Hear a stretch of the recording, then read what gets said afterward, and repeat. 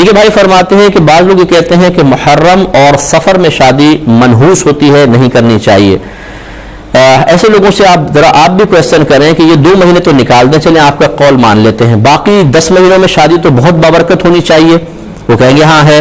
तो ये जितने घर में फितने, फसाद, लड़ाई झगड़े, लेग पुलिंग हो रही है, तलाकें हो रही हैं, मार कुटाई हो रही है, गालम गलोच हो रही है और जहन्नम का समंदर घर पेश कर रहे हैं, वो 10 महीने की बरकत से महरूम कैसे हो गए? और वो कौन सी मनूसियत है मादल्ला सुम्मा मादल्ला जो इन 2 महीनों में शादी करके हासिल होगी, जो इन 12 महीनों में शादी करके बाज घरों में नहीं हो रही?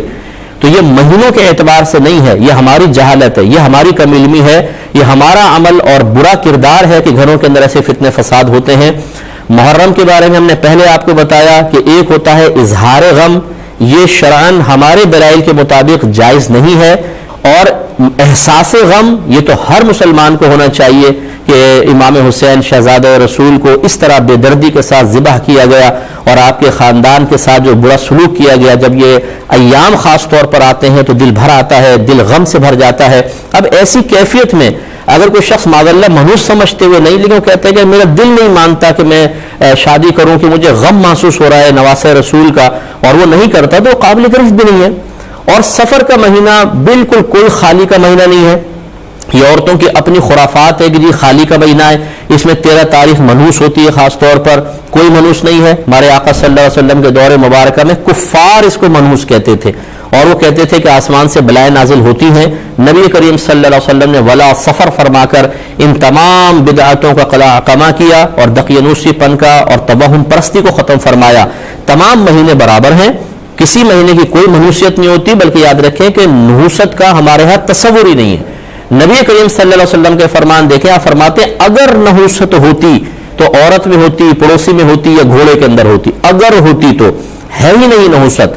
हमारे यहाँ नहूसत को कोई तस्वुर नहीं है, लिहाजा इन महीनों में भी आप शादी करना चाहें बिल्कुल करें।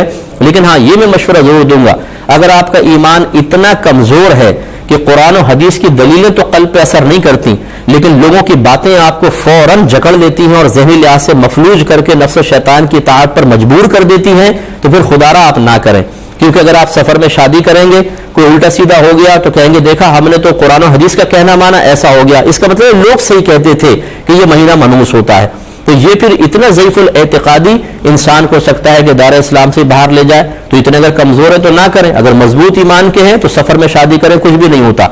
वही होगा जो बाकी 11 महीनों में शादी करने पर हो रहा है। इसलिए बिल्कुल ना घबराएं, और इस किस्म के महीनों में कोई नहुसत नहीं होती, ये लोगों ने गलत कहा है। और जो ये कहता है बल्कि वो काबिल गिरफ्त है, उसे अल्लाह की बारगाह में तौबा करनी होगी। क्योंकि जब एक काम अल्लाह ताला उसके रसूल ने मतलब मना नहीं किया हो, और एक चीज की खबर अल्लाह ताला उसके रसूल ने ना दी हो, उस खबर को आम करना और कहना जी ये मनूस है, तो ये तो गुनाह का काम है। कि जब अल्लाह उसके रसूल ने खबर नहीं दी तो आपको कैसे पता चला कि मनूस है? दलील पेश कीजिए। नहीं पेश कर सकते तो इफ्तरा अला शरिया कहलाएगा और इस पर तौबा करना वाजिब होगा।